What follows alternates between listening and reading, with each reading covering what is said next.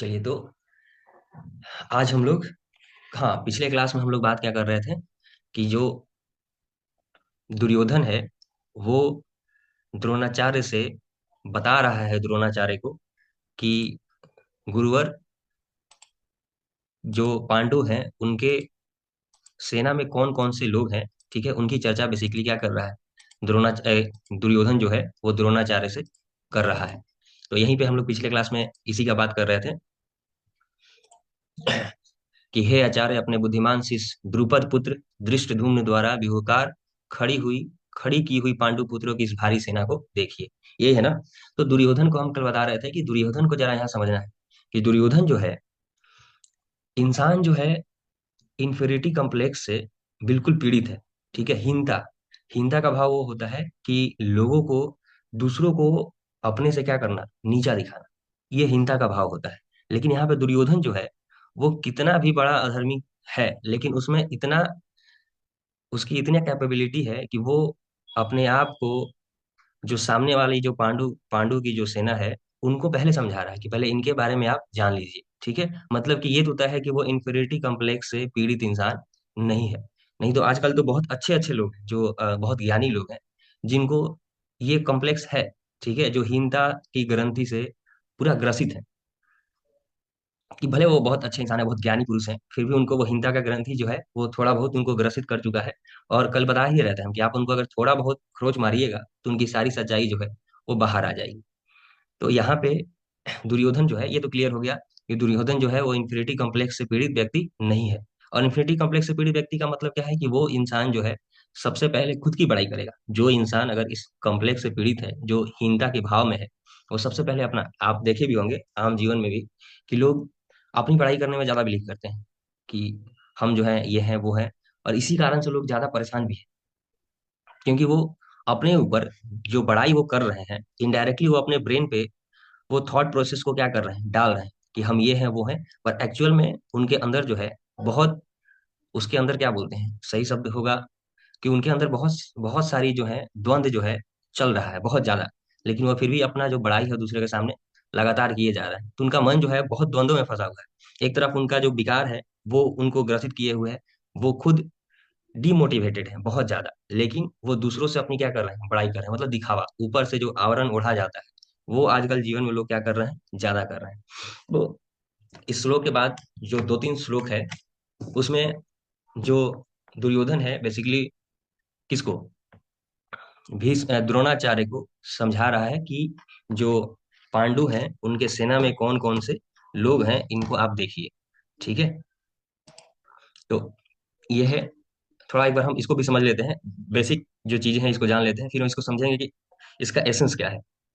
हर नाम का, देखिए, कोई भी नाम जो है, चाहे वो किसी भी पक्ष का हो, हर नाम का कोई ना कोई मतलब होता है। नाम जो है पहले लोग ऐसे ही नहीं रखते थे। ठीक है, हर नाम का कोई ना कोई क्या होता है, अर्थ होता है। तो हम एक एक एक जो श्लोक में जो नाम आता है उसके बारे में भी हम समझेंगे कि वो जो श्लोक है, जो नाम आया है वो क्या क्या है। और याद रखिएगा कि जो पांडु है और जो कौरव है उनमें अंतर इतना है, जो हमारे मन में द्वंद चलता है। एक तो अच्छे, जो अच्छा विचार हमारे चलते हैं, जो हमको परमात्मा के समीप लेके जाता है, और एक हमारे यहाँ बुरे विचार भी चलते हैं मन के अंदर, वही है। एक तरफ कौरव है और एक तरफ आपके क्या है, पांडु है। तो यहाँ पे पांडुओं की जो दुर्योधन है वो पहले क्या कर रहा है, बड़ाई करना स्टार्ट करता है। तो इसके बाद जो श्लोक है वो है, अत्र सुरा महेश्वसा भीमार्जुना समायुधि युधानो वीराश्च विराटश्च द्रुपदश्च महारथ। यानी कि इस सेना में महेश्वसा, ठीक है, नाम पे हम आएंगे एक एक करके। महेश्वसा, भाव रूपी भीम, अनुराग रूपी अर्जुन। ठीक है, मतलब कि आसान भाषा में कि अर्जुन है, ठीक है, और कौन है, भीम है। ऐसे सात्विक पुरुष बहुत सारे जो लोग हैं, महारथी राजा द्रुपद, अर्थात महारथी महारथी जो राजा द्रुपद है वो भी इसमें क्या है, प्रेजेंट है। ठीक है, तो ये नाम है। अब नाम पे जरा गौर कीजिएगा, इसके नाम पे थोड़ा गौर करने वाली बात है। आप लोग का जो सवाल है हम लास्ट में ले लेंगे, ठीक है ना, थोड़ा सा अभी इस पे ध्यान दीजिए।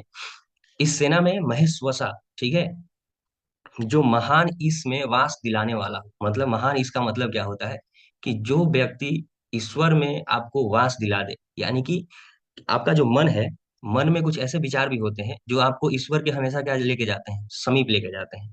और दूसरा क्या है कि भाव रूपी भीम, भीम को यहाँ पे क्या किससे दिखाया गया है, भाव से। इंसान के मन में जब अच्छा भाव होता है तो वो बहुत बेहतर करता है लोगों के लिए, ठीक है। तो ये दिखाएगा अनुराग, अर्जुन के पास अनुराग है, ठीक है। और बहुत सारे ऐसे ऐसे जो वीर पुरुष हैं इनकी सेनाओं में है। ये कौन बता रहा है, जो दुर्योधन है वो किसको बता रहा है, द्रोणाचार्य को बता रहा है, ठीक है। एक एक करके इन पे सब पे हम आएंगे। और देखिए अगला श्लोक है कि इसमें कौन कौन है, और भी नाम आगे ले रहा है वो, कि दृष्ट केतु, चेकितान, काशीराज, ठीक है, पुरुजित, कुंती भोज और शैब्य। इन सब का जो नाम है, इस नाम का अर्थ समझिएगा। दृष्ट केतु का मतलब होता है जो दृढ़ कर्तव्य वाला व्यक्ति हो, ठीक है। दृढ़ कर्तव्य का मतलब क्या हो, कि अपने कर्तव्य के लिए वो पूरी तरह से रिजिड हो, कि अगर कोई व्यक्ति को अगर कोई काम दिया गया है तो उसको करना ही है। जैसे फॉर एग्जाम्पल अगर मान लीजिए कि हमारा जो मन में जो संकल्प हम लेते हैं कि आज हमको ये करना है, पर क्या वो हम कर पाते हैं? बहुत लोग हैं जो नहीं कर पाते हैं। लेकिन अगर जो ये दृढ़ संकल्प ले लिया है कि अगर हमको कोई काम करना है और उस पे वो बिल्कुल अटल है, तो फिर वो व्यक्ति को कोई नहीं रोक सकता है इस धरती पे, कोई नहीं, चाहे उसका भाग्य कुछ भी हो। लेकिन अगर वो धर्म अनुसार कर्म कर रहा है, और धर्म का कल हम डिफिनेशन अच्छे से बता चुके हैं, तो अगर कोई व्यक्ति धर्म अनुसार कर्म कर रहा है और उस कर्म पे बिल्कुल दृढ़ निश्चय कर चुका है कि अगर कोई काम उसको करना है, तो उसको कोई भी इस दुनिया में नहीं रोक सकता है, ठीक है। और देखो एक है, दूसरा नाम है चेकितान, कि जहां भी जाए वहां से चित्त को, चित्त यानी मन को, आपके जो चेतना है उसको खींच कर इष्ट में स्थिर कर दे। इष्ट मतलब यहाँ पे आपको जो परमात्मा है उसमें स्थिर कर दे। यानी कि कभी कभी होता है कि आप जब अपनी अंतरात्मा की आवाज सुनते हैं, तो वो जो आवाज होती है, ठीक है, मन की नहीं, जो अंतरात्मा की आवाज होती है वो आपको हमेशा आपको सही कर्म के लिए ही प्रेरित करता है, ठीक है। तो ये सब जो अर्थ है, हर नाम का इसमें कोई ना कोई अर्थ है। नाम कोई भी ऐसा नहीं है, क्योंकि आपको हम पहले ही बताया था ना कि जो गीता है वो बाहर का युद्ध तो ठीक है, लेकिन जो आपके अंदर जो युद्ध चल रहा है ये उसकी बातें हो रही हैं। और दुर्योधन जो है, ये सब जितने नाम है उसमें ये बता रहा है कि इंसान का जो दो साइड है, ठीक है। अगर आप उसको बहुत हिंदी में जाएंगे, क्लिष्ट हिंदी में, तो एक होता है दैविक संपदा, ठीक है, और एक होता है असुरी संपदा। यानी कि एक हमारा जो विकार है और एक हमारी जो अच्छाई है, दोनों ही हमारे अंदर ही है, ठीक है। अब डिपेंड करता है कि हम कौन से किस चीज, कौन सा चीज जो है हमारे मन में जो है वो ज्यादा एक्टिव है, उस पर डिपेंड करता है। जैसे स्टार्टिंग में हम बात किए थे कि हमारा तीन गुण होता है, सत्व, रजस और तमस। तो कौन सा गुण आपका एक्टिवेट है, उस पर डिपेंड करेगा कि आप किस तरह का व्यवहार कीजिएगा।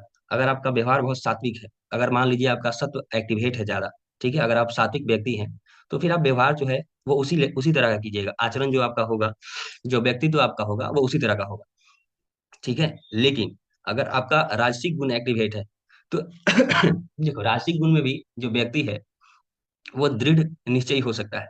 जैसे राजसिक गुण क्या है कि इंसान का इग्नोरेंस जो है, इंसान का जो लेजीनेस है, वो राजसिक गुण है, सॉरी, तामसिक गुण है। तो इंसान ऐसा नहीं है, उसमें भी दृढ़ दृढ़ निश्चय हो सकता है। जैसे कि बहुत लोग जो है, अगर लाइट मोड में बोले तो बहुत लोग जो है, कल ही से हम बता रहे हैं कि अगर वो बेड पे सोए हुए हैं ठंडा के दिन में, तो वो सो ही रह रहा है कि नहीं, हम तो दृढ़ निश्चय कर लिए हैं कि आज तो उठेंगे ही नहीं, ठीक है। तो वही बहुत दृढ़ निश्चयी है। लेकिन यहाँ पे आपके अच्छे विकारों, अच्छे गुणों का बातें किया जा रहा है कि कौन कौन लोग हैं जो अर्जुन के साथ हैं, ठीक है। लेकिन अगर आप आगे के श्लोक में जाइएगा ना, तो एक चीज दिया गया है, ध्यान से समझिएगा इसको, कि जब दुर्योधन बात करता है तो लास्ट में वो आगे के श्लोकों में वो बोलता है कि सामने में भीम को वो डिनोट करता है, वो अर्जुन को नहीं करता है। क्योंकि दुर्योधन ये जानता है कि अगर कोई व्यक्ति है जो एक्चुअल में युद्ध करने के लिए रेडी होगा, तो वो भीम ही होगा, ठीक है। कभी वो अर्जुन को इंडिकेट नहीं करता है इस युद्ध के लिए। एक तो भीष्म को करता है अपनी तरफ से, और दूसरे तरफ से भीम को करता है। तो इस पर भी हम चर्चा करेंगे।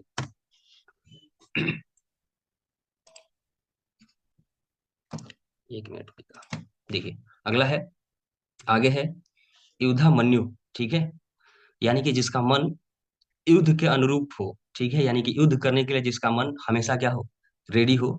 और उत्तमौजा, अगला इसमें नाम है उत्तमौजा, यानी कि जो व्यक्ति मस्ती में हो, जिसका, इसका मतलब कहने का मतलब जो व्यक्ति अंदर से अगर आंतरिक उसको खुशी है, ठीक है, वो व्यक्ति। और यहाँ पे लिखा हुआ है सुभदा पुत्र अभिमन्यु।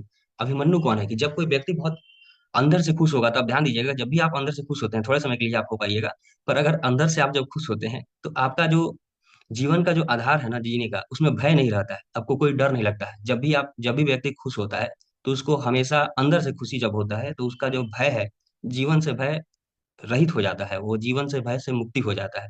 लेकिन आप जब भी ध्यान दीजिएगा कि जब भी आपको अंदर में कोई भी थोड़ा बहुत भी आप पे डाउट होता है, तो फिर आपका जो भय है वो वापस आ जाता है। जैसे नए लोगों को, जो बच्चे हैं उनको अपने कैरियर की टेंशन है, उसी तरह से हर लोगों को हर चीज का बहुत सारा तनाव है जीवन में। तो लेकिन ये कब है? जब इंसान अंदर से खुश नहीं है। तो सवाल ये भी हो सकता है ना कि इंसान अंदर से खुश रहे कैसे? तो सबसे पहले तो आपको खुद को जानना ही होगा, क्योंकि उसके बाद दूसरा कोई विकल्प ही नहीं। जब तक इंसान अंदर से खुश नहीं होगा, तो फिर वो नहीं जान सकता है, तो फिर उसका भय कभी जाएगा ही नहीं।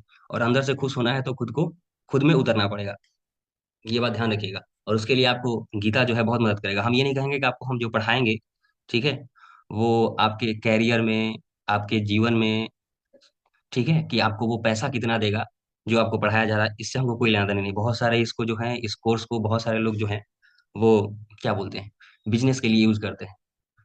पर ये मेरा गोल ही नहीं है, ठीक है। मेरा सिर्फ इतना गोल है कि आपको वो एग्जैक्ट चीजें समझाई जाए, जिसका आपको कहाँ यूज करना है वो आप तय कीजिएगा, ठीक है। ऐसे तो वो हर चीज में ही हो जाएगा, लेकिन कहाँ यूज करना है वो आप जानिएगा। और वो तभी हो पाएगा, मेरे समझाने से भी नहीं होगा। वो तभी हो पाएगा जब आप इसको अपने अंदर बसा लीजिएगा, ठीक है। अगर नहीं तो मेरे समझाने से भी वो 4 दिन रहेगा, उसके अगले दिन वो फिर बाहर निकल जाएगा। तो आपको खुद से ही समझाना पड़ेगा, ठीक है। आगे देखिएगा।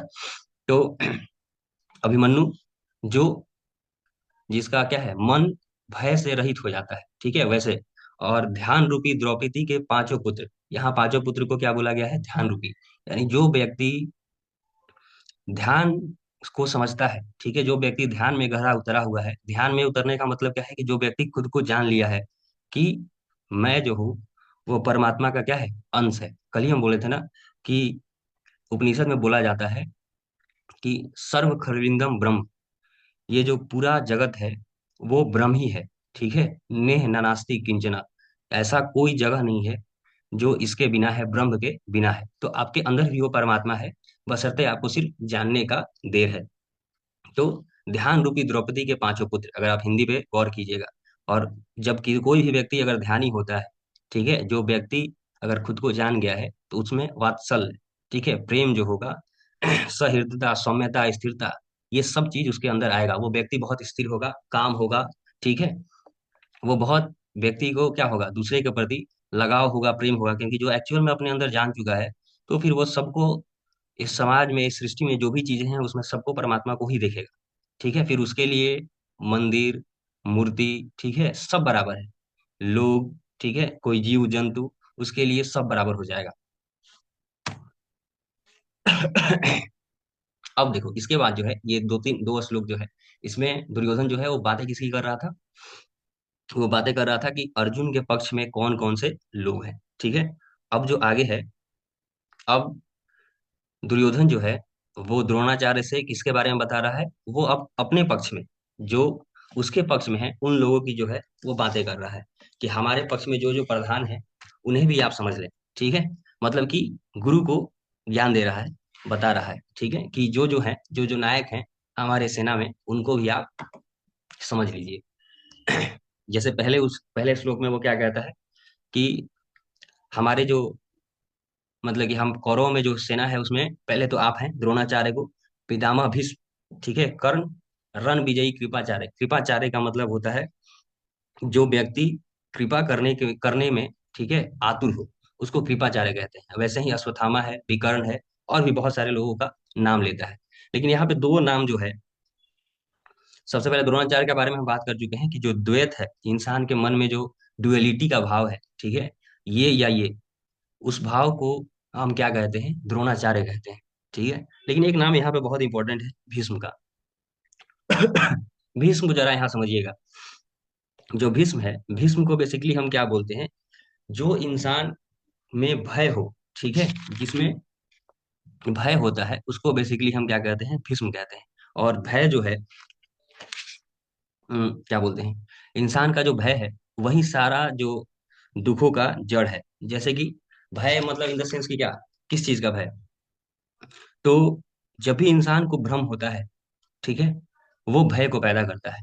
तो आप यहाँ पे भीष्म को भ्रम भी बोल सकते हैं, कि जब भी इंसान भ्रमित होता है तो हमेशा भय पैदा करता है। इसलिए आप अगर ध्यान दीजिएगा, गौर कीजिएगा, तो भीष्म पितामह जो हैं वो पूरे महाभारत में जीवित रहते हैं। ठीक है, वो भले सैया पे लेटे रहते हैं, पर पूरे महाभारत में ही क्या रहते हैं, जीवित रहते हैं। और इंसान को भी भ्रम जो है, वो जब तक मरता नहीं है तब तक उसको घेरे ही रहता है। ठीक है, तो ये इंडिकेशन है कि भीष्म जो है बेसिकली क्या है, एक तरीके के भ्रम में है। और यहाँ पे सारा व्यक्ति जो भी मनुष्य है, वो सब क्या है, अगर जो भी जिनके पास ज्ञान की कमी है, वो सारे क्या है, भ्रम में ही है। अगर आप इसको अगर थोड़ा ध्यान से आप समझिएगा तो जान पाइएगा कि हर व्यक्ति भ्रम में है।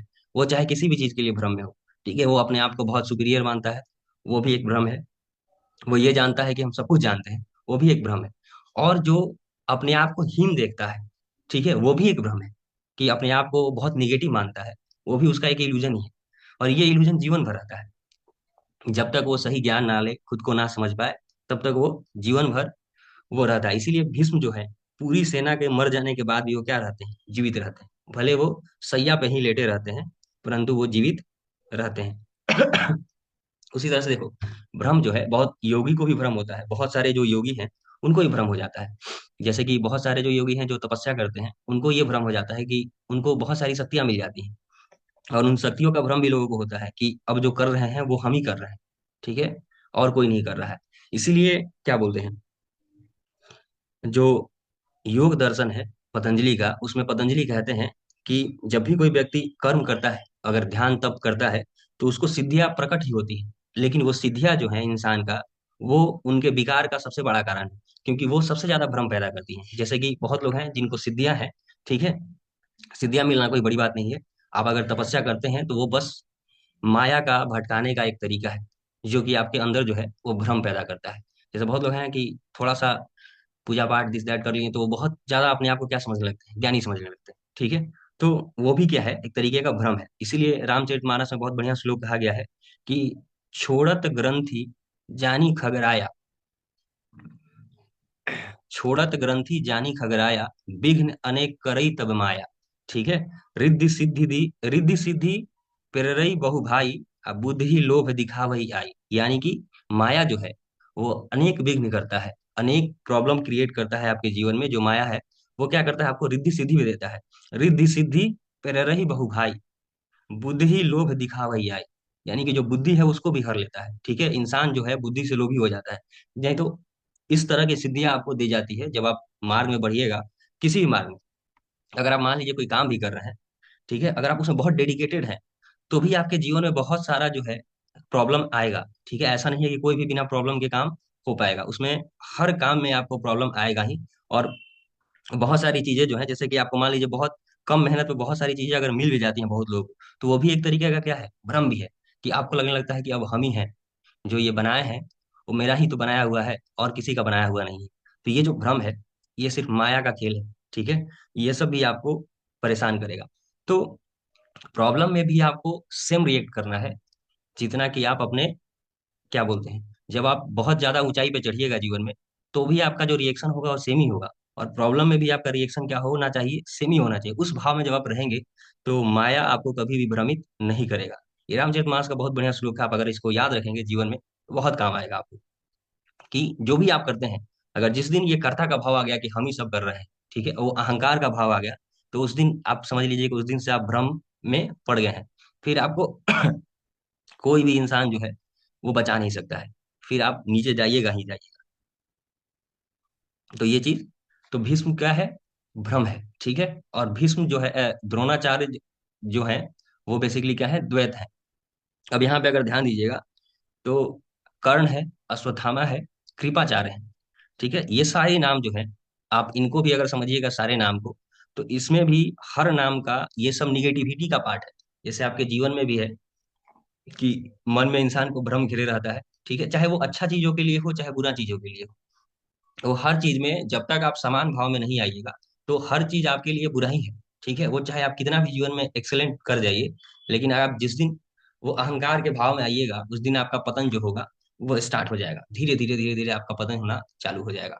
तो ये सब जो भी चीजें समझाई जा रही हैं, जो भी नाम यहाँ पे बताया जा रहा है, जैसे पहले अर्जुन की तरफ का लोगों का नाम बताया गया कौन कौन सेना में है, फिर द्रोणा द्रोणाचार्य यानी कौरवों की तरफ से नाम बताया गया कौन कौन लोग उनके सेना में है, ठीक है। और भी आगे नाम है आगे के श्लोक में।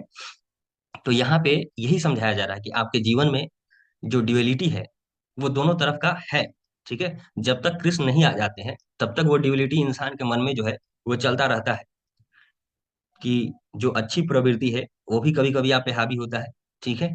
और जो बुरा प्रवृत्ति है वो भी जीवन में इंसान के क्या हो जाता है, वो हावी होता है। तो जीवन जो है वो हमेशा बैलेंस में है, ये नहीं कि कोई चीज एक्सट्रीम पे चला जाए। कोई चीज जब एक्सट्रीम पे भी जाएगा, अगर आपका बहुत अच्छाई भी एक्सट्रीम पे चला जाए और उसमें आप क्या बोलते हैं अगर बहुत घमंडी हो जाते हैं, तो फिर आपका वो जो भ्रम है वो आपको डुबा देगा। जैसे एक बहुत बढ़िया कहानी है, क्या बोलते हैं, एक राक्षस था गजासुर। वो भगवान शिव का बहुत बड़ा भक्त था, ठीक है। तो वो बहुत बड़ा भक्त था, मतलब कि दुनिया में आप बोल सकते हैं कि एक बहुत बड़े डिवोटी में से शिव के डिवोटी में गजासुर था, ठीक है। लेकिन उसको इस बात का घमंड हो गया। ऐसा नहीं है कि वो खराब व्यक्ति था, व्यक्ति वो बहुत बढ़िया था। वो असुर था, लेकिन फिर भी वो एक क्या बोलते हैं, मतलब कि देवता की तरह वो कार्य करता था। लेकिन उसमें जो घमंड है, उसको भक्ति का घमंड हो गया। तो ये भी एक तरीके का घमंड है। भक्ति का भी घमंड होना जो है कि हम जो अपने आराध्य हैं उनको ज्यादा, ठीक है, हमसे बड़ा कोई है नहीं। तो ये भी एक तरीके का क्या है, इंसान का घमंड है। तो चाहे अच्छा घमंड हो या फिर बुरा घमंड हो, बुरे कामों के लिए घमंड घमंड ही होता है। अगर भक्ति में आपका घमंड आ गया कि हमसे बेहतर कोई है ही नहीं, ठीक है, हमसे बेहतर कोई बड़ा भक्ति नहीं है, तो वो भी आपको क्या करेगा, ले डूबेगा। फिर वो भी आपको भ्रमित करना का काम चालू कर दिया है, ठीक है। तो यहाँ पे आज का जो सेशन है हम यहीं पे रोकेंगे। आगे का जो चर्चा होगा कि कौरव कौरवों की सेना में और कौन कौन लोग हैं उनके बारे में भी हम जानेंगे। और अब अगला जो क्लास होगा आपका, वो नेक्स्ट फिर से फ्राइडे सैटरडे और संडे, डेली तो नहीं। तो नेक्स्ट फ्राइडे सैटरडे और संडे हम अगला क्लास लेंगे। चलिए यहाँ पे इसको थोड़ा सा विराम देते हैं हम लोग।